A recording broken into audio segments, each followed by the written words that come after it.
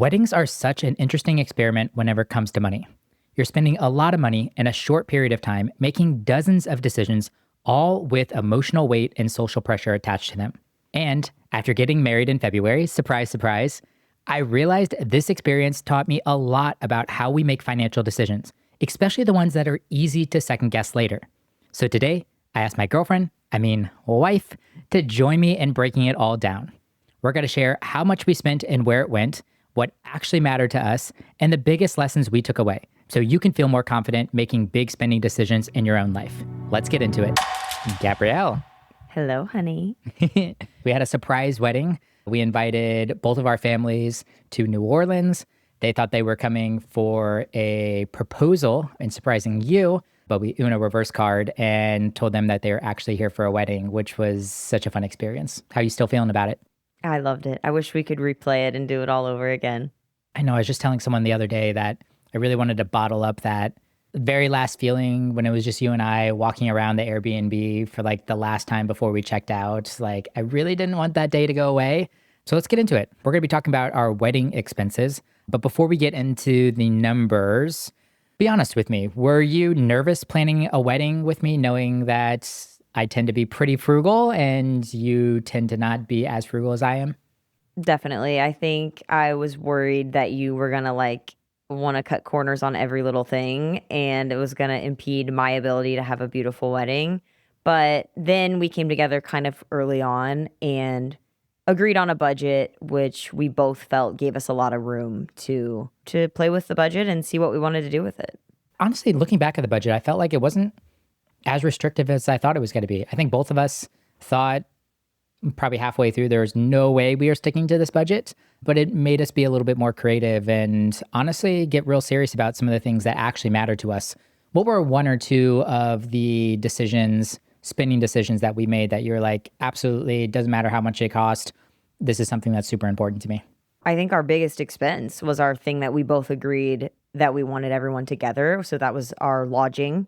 Almost half of our budget was our Airbnb that we chose because it was super important for us to have our friends and family all together, staying in the same place. No one's having to Uber or drive to see each other. We're all just right there and spending quality time together. So our budget was $30,000, which I have no idea how much budgets are on average nowadays, but I'm guessing hundreds of thousands for big, quote unquote, traditional weddings. I know. I know some of our friends that, if they don't get help or support from their family, is like, this can be a significant backstep in terms of finances. And it's crazy how much venues cost, the vendors cost. The upcharges, if you say it's a quote unquote wedding, then it immediately doubles the price. Even one of our friends was telling us she's planning a wedding right now, and just renting chairs for like 100 plus people was for 2 hours. For 2 hours was going to be $1,000. And I'm not talking fancy chairs. I am talking like the pop-up folding white chairs. So I can easily see how a wedding budget can spiral, but I am glad that we set a budget and we try to stick to it. We did this way in advance, so we spent 2025 each saving $15,000. So we went into the year not worried at all, which I think that really helped. Just because we had so many other things and moving pieces with the wedding, that was really good to be like, okay, the money's set aside. We don't have to stress about it. Was there any point in the planning process that you felt like the budget was maybe getting in the way? I think since we did a micro type wedding and it was smaller, we had 16 people total, including us. I felt like the amount of money we had set aside was plenty for what we were trying to do. Yeah.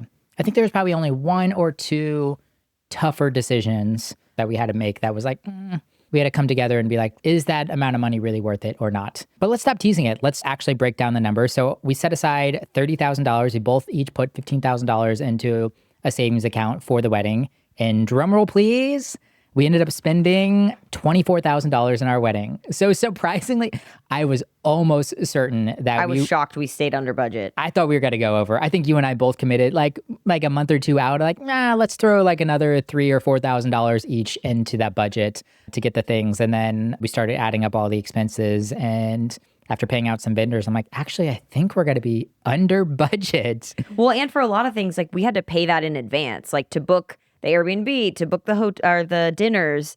That was money that was gone already. So then when it actually came to the weekend, we didn't have that many day of costs. Yeah. So we didn't really have additional money that we needed at the end. It was kind of all taken care of, which was great. Yeah, I think I only had like one moment of panic where I was like, ugh, started like looking at everything that we had already spent. And I'm like, girl, we're at like low 20s right now. Like, and we're not even And we're 6 weeks out. yeah, we're not even at the day of the wedding. But you're right. I think we pretty much prepaid for all of the big stuff. And there was only like a couple $100 of things that popped up in the last 6 weeks. And then a few other things that we had to pay for outside of that. Yeah, my only panic was we all took the group to Cafe du Monde, the little beignet shop in New Orleans, and they're cash only. And I didn't know that. So we were like crowdsourcing like $20 from our group so everybody could get a beignet. But besides that, we were great. Yeah, I think we spent like $100 there or something. Then we got waters for everybody. Yeah, that's funny. Cool. So gut reaction, how do you feel about the 24,000? Do you feel good about it? Do you felt like you wish you would have spent a little bit more? What were some of your feelings after we totaled everything up? I feel great about it. Again, like you were saying, but just like with wedding costs in general, I never wanted to be the person that spent 100 grand on a wedding. And also as a wedding photographer in the past, I just saw so many brides crying on their wedding day because the tablecloths weren't right, or they didn't even have time to talk to everybody at their wedding, or like just so many emotions tied to doing a wedding in a way where you feel like it has to be a certain way because of this is how everybody does it, or this is tradition, or whatever. The fact that we kind of did our own thing and we did a smaller thing and we saved money, that was just like an ideal scenario for me. And that's exactly what I wanted with my wedding. So of the 24,000, as you mentioned, half of it was spent on an Airbnb. So we ended up getting an Airbnb for, what was it, 4 or 5 nights total? Wednesday, Thursday, Friday, Saturday. Yeah, 4 nights, 5 days. We stayed there, just us and the photographer. The first night, our families came in. The second day, once again, they thought they were surprising us, but we actually surprised them. So it was also nice too. I felt good about it. Not only did we spend 24,000, but outside of flights, our 16 guests didn't really spend that much either. Because we covered all the food as well. So like if they got themselves to New Orleans, everything else was taken care of, which like that meant a lot, I think, for us too, to know that like our friends and family didn't have to stress about booking hotels or like all of this. They just could come and enjoy. And I really do think emotionally that helped like the whole overall vibe. No one was stressed about buying this or that. It was really just come and enjoy and spend time with us. Yeah, because I'm definitely at a place now where weddings are important to me. I don't care how much it costs for me to get there. If it's someone that's important to me, I want to be there. But there have been periods in my life, especially in my early to mid 20s, where I got invited to a lot of weddings and I realized how much money I was spending between flights and hotels and food and the It's gift. easily over $1,000 for a little weekend. And a gift for people. Like, I'm just like, man, so many things added up so fast. And we also didn't want to put that burden on people too. So outside of either a flight or driving, that was pretty much all that our guest really had to pay for. So that was $12,000. It was a lot, but it included all 16 of us staying there for 4 nights total, plus our venue. We actually ended up having our ceremony in the parking lot. And our reception, because we had dinner in the giant kitchen area. True. And the reception, the ceremony and reception. So we didn't even have to pay for another venue. And it had a pool and a hot tub. So we had our late night hangs there as well. It provided a whole lot of entertainment for us. And it was nice not to like have to go through and buy another venue or get another venue, even all the rentals. Like there was plenty of chairs there. Or even drive to a bunch of different places. Like again, we were all just right there. After the ceremony, we just walked inside and we were ready for the reception. So it was perfect. And then second was food. We actually spent about $5,000 total on food. We probably went a little overboard on food. I know we had a ton left at the very end there, but food included a big Sam's Club run. We did pizzas. We picked up pizzas the very first night. We did a fancy night out at a place called Two Jacks in New Orleans. Like a private room, like personal bartender. That was a bigger expense, but it was a really nice experience. Yeah. And then a wedding cake, the vessel. Everyone met us at a bar, which is whenever we told them the surprise too. So it included a whole lot of things there. So that was $5,000. So between the lodging and the food, that was 17 of our $24,000. And then we spent about $7,000 other dollars. Another big one really just being our photographer and cameras. We got a bunch of disposable cameras. I bought a Super 8 camera. So we spent majority of it on Airbnb, food, photographer, and then about $3,000 to $4,000 left on our clothes, Gabby's dress, my suit, a few other pieces of clothes that we bought, some stationery, gift bags, the car rental, gas, parking, hair and makeup, walking tour, a bunch of other fun things. I thought we did pretty good all in all. And I really didn't feel like we were too restrictive in terms of what we wanted the weekend to look like. For sure. And even like with your suit, again, I just feel like because we did the surprise wedding, we didn't feel pressured to do anything a certain way. So instead of going to a shop where maybe your suit would have been a couple $1,000s, we just bought some suits online and you tried them on at home and you picked one that you felt comfortable in. And that ended up being like a tenth of the normal cost. So I just love that we were like so creative with how we did everything. I DIY'd a lot of stuff, which honestly brought me a lot of joy because I got to like thrift a bunch of florals and plates and stationery and like DIY it, which I love to do. So I got to bring like the creative elements in too. Let's talk about what actually mattered to us. So like looking back on the wedding, what were some things that stood out as like 100% worth it?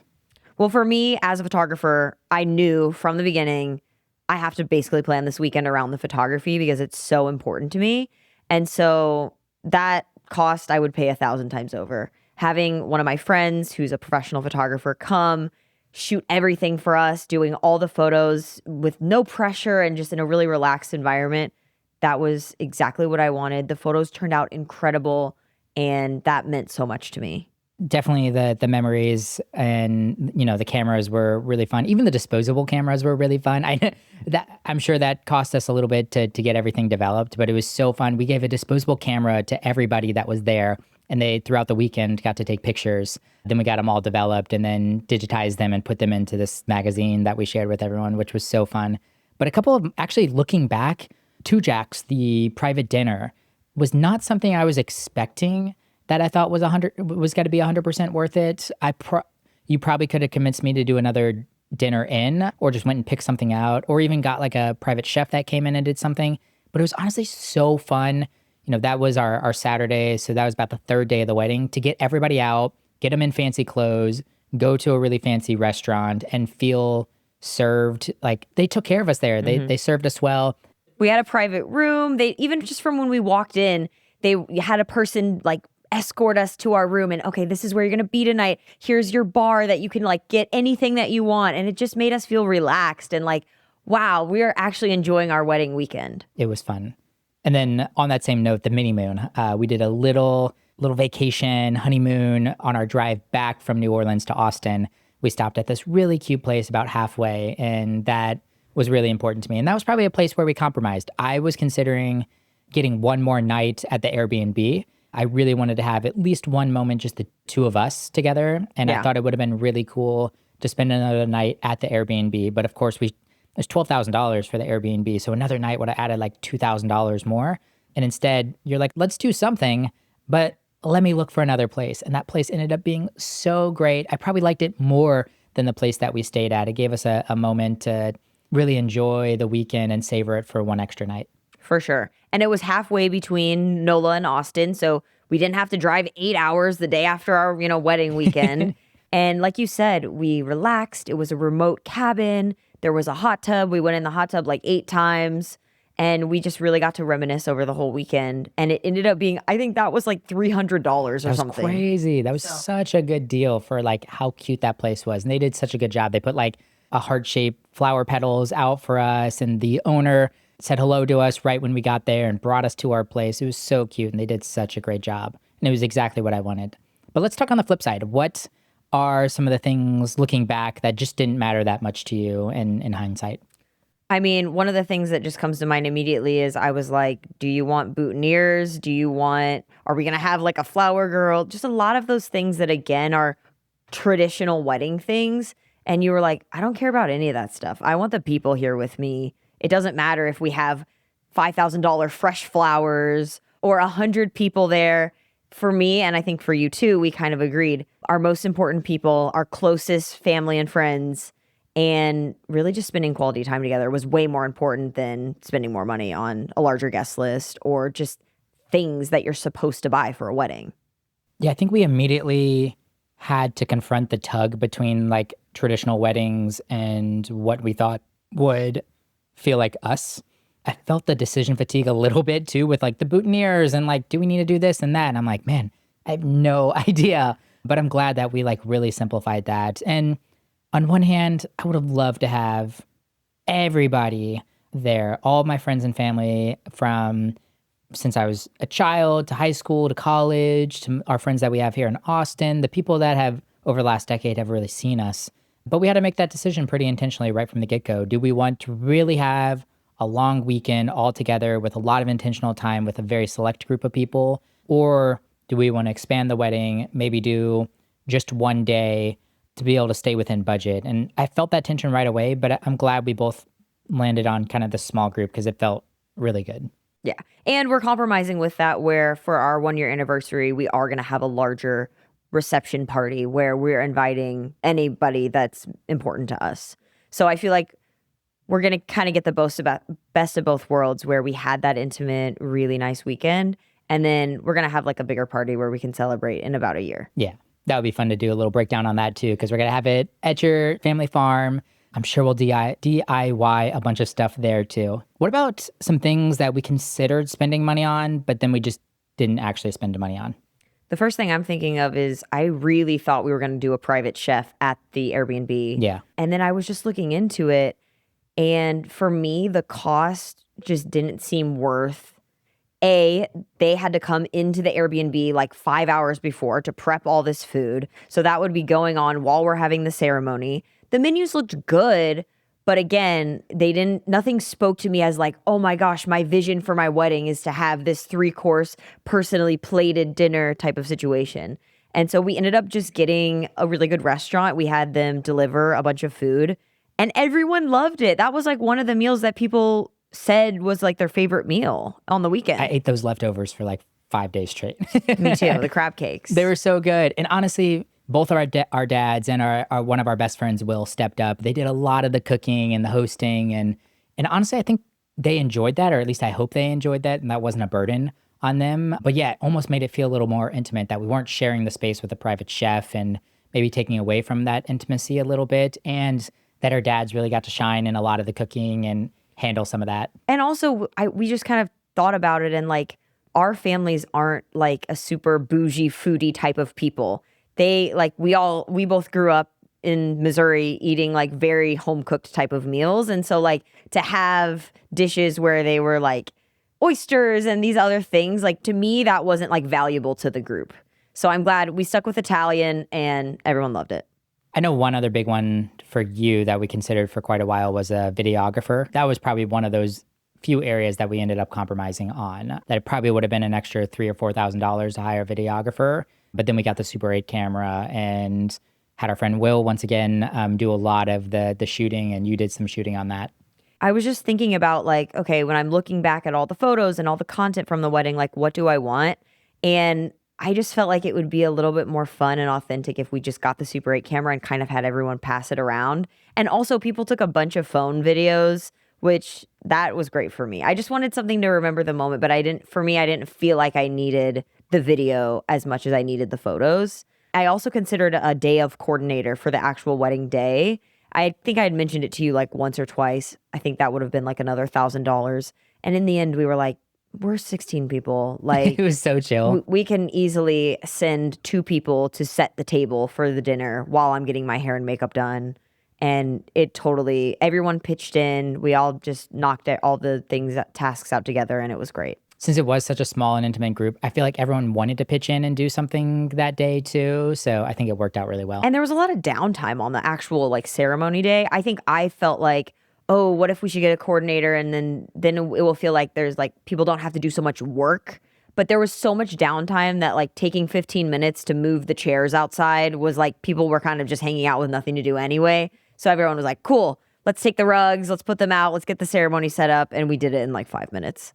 We had 3 core lessons that we took away from just big spending decisions in general, but also some lessons that we learned that we're also applying to financial independence. And that first one was a lot of spending is about other people. We talked about this, and it was hard at first. We went through a lot of the traditional wedding expectations, even a large guest list. Things like that are really were somewhat hard for us to ignore and deprogram. But then as soon as we got past it, it unlocked a lot for us. 100%. Even like the Bourbon Street, for example, we were like, oh, should we have a DJ? Should we have like a music type of reception where like, what's our plan there? And then we were in New Orleans. So we were like, instead of like hiring more people to come, why don't we just go out to Bourbon Street? There's already live music there. There's already a lot of like celebratory vibes. So let's just take the group there. And that, like, I just feel like we were able to like be so creative with a lot of the different elements, and we didn't feel pressured to do things a certain way once we kind of switched our mindset. We've been pretty good about this throughout our entire financial independence journey as well. I mean, neither one of us drive really expensive cars. We struggle in the housing department, but we always try to rent within our means. I don't think we've stepped too much into lifestyle inflation. That's an interesting balance as we're progressing closer and closer to financial independence. Like, how do you like allow yourself and reward yourself? But how do you not just get wrapped up in buying things just because you think you should, but actually spending things that you were being restrictive early on in your journey because you were trying to be frugal and try to move through this. But now that we're 80, 90% of the way to our FIRE goal, where are some areas that we can be a little bit more relaxed that would bring us joy? It's such an interesting balance, but I do think it's worth taking a step back. I think neither one of us have really fallen into the quote, quote, keeping up with the Joneses. No, I think, in fact, it'll be the opposite. I think when you and I finally do hit FIRE and we decide, like, okay, we want to really fully step back, focus on us and everything like that, we're going to have the mindset problem where we're going to be, like, really frugal because that's how we are now. And then at some point, we're going to have to be like, hey, you can let loose on that a little bit and it's okay. Baby, I'm sure you'll help us with that. But that was the other thing about it being a surprise wedding is we also didn't make other people feel obligated to bring gifts, to buy a whole new outfit for the wedding. Like, I feel like it just really freed up everybody to be like, just come hang out with us. It'll be really fun. Yeah, agreed. The second core lesson that we learned was optimization has a cost too. And I think this is interesting. And I think we're learning this to some degree. And I saw moments of it where on one hand, we DIY'd a lot of things, and that was really fun for you. You got a year to plan a lot of this and to work on some of these fun craft projects. But then there are other moments where it adds some extra stress. Like we were back and forth on deciding if we were just going to have the pizzas delivered or we were going to go pick them up. And that's probably the difference of like $30, I'm guessing. I wouldn't pick them up, but it could have been one of those situations where that could have been the wrong decision and everyone was just getting to the Airbnb and I didn't want to go spend 45 minutes driving to pick up the pizzas. There were moments where, looking back, I was like, should we have had everyone, the parents, my parents especially, did so much cleaning. Should we have just hired a cleaner that came in each day and cleaned some things up? I don't know. It's kind of back and forth on some of that. I think overall we did a pretty good job, but this is still an area that I'm continuing to question for us, not only just with the wedding, but also just life in general, that optimizing for finances isn't always the right answer. Yeah, I think another one was the rental car. I priced out rental cars and we live really close to the airport. So there's lots of rental cars there and they were about $200 to $300 more. And I found a rental car that was 30+ minute drive away, but it saved like $300. So the day before we left for New Orleans and the day after we got back, we both had to drive 30+ minutes to pick up and drop off the rental car. And I think that was one where we could have just been like, let's pay the extra money and have the convenience of being 5 minutes from the rental car because it just kind of added a stress onto our schedule. So I think we definitely did do things the most frugal way in most of the circumstances. And we can, I think as we keep going through our FI journey, hopefully we can like let loose on that a little bit and find a middle ground. But another thing was we did get a cleaner because we just literally planned the whole wedding ourselves. So we had a lot to do the day before we left. And we were like, let's just get someone to clean our house so that our house is clean when we come back. And that was like, we still rave about how good that was. Yeah, we got a cleaner for our actual house because like I said, we were busy doing a lot of the wedding planning stuff and we just wanted it to feel clean whenever we got back. So I think we ended up paying like $75. No, it was $45. $45 to get our house cleaned. And she did a great job. So if you're in Austin, you're looking for someone, feel free to reach out. And finally, the last core lesson is that you don't always know what will matter until after. And I continuously remind myself of this. You're so good about this. Sometimes I feel like I beat myself up for not making the right decision, but you continuously remind me that like we made the best decision we could with the information that we had. And I think that core lesson in general is something that all of us on our FI journey should take away and really step into, because sometimes you got to make the wrong decision, and that's okay. And you got to give yourself grace. If you're about to have a wedding or just thinking about what you'll have in the future, like I hope no matter if you're going to the courthouse or having a 500-person destination wedding, it just helps you unlock thinking about just doing things your way. Like it's your day. It's for you and your partner. You should just do what you want to do and not feel obligated to do things just because your family's pressuring you or that's a certain way it's supposed to be done. I agree. I'm so glad we did it together, baby. Me too. That was so fun. Anything else before we wrap things up here? I don't know. I just loved hanging out in the hot tub. The little late night kids hangout was so fun. Well, as we're finished up this episode, planning and spending money on your wedding felt like a mini test drive for financial independence. Gaby and I both wanted to save where we could, but we also wanted to be thoughtful with our choices and make sure that we were spending money in ways that felt right to us. And I think that was the biggest thing that I took away from this. Like how we spent money was a true reflection of us. And I think looking back on our wedding, 95% of those choices did really reflect who we were and what we're really all about. Along the way, we also learned how to communicate as a couple when our priorities didn't perfectly align, how to accommodate each other's needs, and honestly, how to get a little thrifty whenever we needed to. There were some moments when we really wanted something, but it was a little outside of what we wanted to spend on, and we found a way to get it in a more affordable way. And then, of course, as we were just talking about, we gave ourselves some grace whenever we didn't always get it right. Because honestly, that's the reality with any big decision. You're not always going to make the most perfect or optimal decision whenever you have limited information. Thanks for listening. Here's to making intentional choices, enjoying moments that matter, and staying FI-minded. I'll see you in the next episode.